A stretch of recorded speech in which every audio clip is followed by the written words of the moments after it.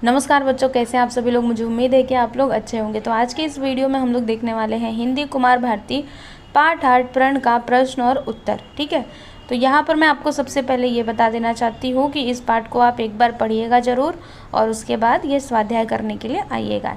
इससे क्या होता है, आपको जो प्रश्न उत्तर है वो आसान लगने लगते हैं। ठीक है, तो चलिए देखते हैं स्वाध्याय। तो यहाँ पे क्या है, सूचना के अनुसार कृतियाँ कीजिए। इसमें पहला है संजाल पूर्ण कीजिए। क्या है कि अंबिका के घर का वर्णन। अभी आपको अंबिका के घर का वर्णन करना है। तो यहाँ पे देखिएगा क्या क्या था। तो साधारण, अभी यहाँ से आप देखो, ये जो आपको ये गोला दिखाई दे रहा है, ये जो वृत्त दिखाई दे रहा है, इसमें क्या क्या लिखना है। तो पहले में आप इसको लिखिएगा, दूसरे में, तीसरे में, चौथे में, ऐसे ही करके लिखना है। तो पहले में क्या लिखोगे, साधारण प्रकोष्ठ, दीवारें लकड़ी की, फिर चूल्हे के निकट 2 चौकियाँ, 3-4 बड़े कुंभ, और चौथा प्रकोष्ठ में एक और चूल्हा तथा कांस के बर्तन। ठीक है, प्रकोष्ठ में एक और चूल्हा तथा कांस के बर्तन, ऐसे करके आप लिख दीजिएगा। अगला यहाँ पे है, अभी टेक्स्ट बुक में से ही बताती हूँ। दूसरा यहाँ पे है कृति कीजिए। क्या है, मल्लिका ने बारिश में किए अनुभव। तो इसका उत्तर यहाँ पर देख लीजिए, मैंने लिखा हुआ है। ये देखो, ये जो खाली बॉक्सेस है ना, इनमें आप क्या फिल करोगे। तो देखो मैं आपको बता रही हूँ, वही फिल करना। ये देखो, पहले में ये लिखना, मल्लिका का वर्षा का अनुभव अद्भुत था। उस क्षण के अनुभव को वह कभी नहीं भूल सकती। सौंदर्य का ऐसा साक्षात्कार मल्लिका ने कभी नहीं किया। मल्लिका उसे छू सकती थी, पी सकती थी। ठीक है, तो ये इसका उत्तर है। आप लोग प्लीज़ इसको कंप्लीट करना, मतलब पूरा करना। उसके बाद यहाँ पे अगला प्रश्न है कि पाठ में प्रयुक्त इस अर्थ में आए शब्द।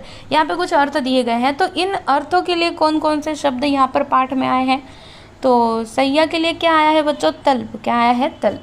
और घायल, तो पाठ्यपुस्तक के प्रण पाठ में घायल शब्द के अर्थ में कोई भी शब्द नहीं आया है। ठीक है, तो इसके लिए कुछ भी मत लिखिए। अनाज के लिए धान और फटकार के लिए डांट और भत्सर चना। ओके, अब उसके बाद यहाँ पे चौथा प्रश्न हम लोग देखेंगे। तो क्या है, लिखिए। क्या लिखना है बच्चों, पर्यायवाची शब्द। पर्यायवाची क्या होता है, मतलब उसी के सिमिलर वर्ड्स। ओके, जैसे कि मैं आपको बताना चाहूँगी अतिरिक्त। ठीक है, अभी अतिरिक्त का पर्यायवाची क्या होगा। अगर हमको अतिरिक्त बोलना है तो इसके स्थान पे और हम क्या बोल सकते हैं, सिवाय बोल सकते हैं, अलावा बोल सकते हैं, ज़्यादा बोल सकते हैं, है ना। अनुभव के स्थान पे तो जानकारी, ज्ञान, उपलब्धि। मृत्यु के स्थान पे अवसान, निधन, मरण। फिर शेष के स्थान पे अवशिष्ट, बाकी, ईश्वर। ओके, क्योंकि शेष ईश्वर को भी कहा जाता है। समझ में आया ना। तो ये सभी इसके क्या है, पर्यायवाची। अगला प्रश्न है, अगला प्रश्न अभिव्यक्ति है कि बारिश में भीगने के अपने अनुभव पर 5 से 6 पंक्तियाँ लिखिए। अच्छा, अभी जो इसका उत्तर है ना, ये तो मैं आपको बोलूँगी कि ये आप प्लीज़ खुद से लिखो, खुद से करो। क्यों करना है खुद से, क्योंकि इसमें आपको अपने अनुभव लिखना है ना, दूसरे किसी का अनुभव नहीं लिखना है। यहाँ पे क्या बोला गया है कि बारिश में भीगने के अपने अनुभव पर 5 से 6 पंक्तियाँ लिखिए, मतलब आपका अनुभव, दूसरे का नहीं, आपका।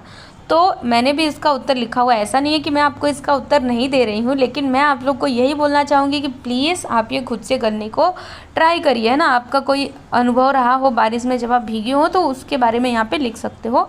वैसे मैंने भी लिखा है, ये भी आप लिख सकते हैं। क्या लिखा है, सुनिएगा। एक बार वर्षा ऋतु में मैं विद्यालय जा रहा था। आसमान साफ था, इसलिए बारिश की कोई आशंका नहीं थी। मैं बिना रेनकोट लिए बस्ता लेकर विद्यालय के लिए निकल पड़ा। घर से कुछ दूर ही गया होऊंगा कि आसमान में काले काले बादल छा गए, बिजली चमकने लगी, तेज हवा के साथ पानी भी बरसने लगा। मैं खुले मैदान में था, आश्रय मिलने की कोई गुंजाइश नहीं थी। मैं भीगते हुए घर की ओर लौट पड़ा। मेरी किताबें, कॉपियाँ सभी वर्षा से भीग गई थी। घर पहुँचने पर माँ ने गरम गरम चाय पिलाया। मुझे थोड़ी सर्दी लग गई थी, इसलिए उस दिन मैं विद्यालय नहीं गया।